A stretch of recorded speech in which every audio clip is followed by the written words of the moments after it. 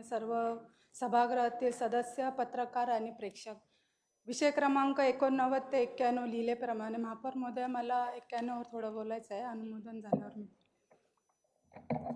सन्माननीय महापौर मॅडम, सन्माननीय सदस्य वैशाली पाटील यांनी मांडलेल्या ठरावांना मी अनुमोदन देत आहे. बोला मॅडम.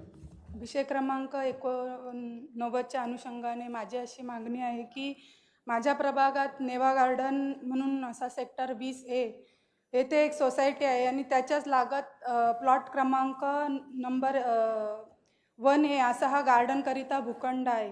सध्या तरी या भूखंडाचे देखभालीचे कार्य हे हरिओम जोगर्स असोसिएशनच्या अशा नामक संस्थाच्या माध्यमातून केले जात आहे. मी काही संस्थाच्या पदाधिकाऱ्यांचे नाव घेते.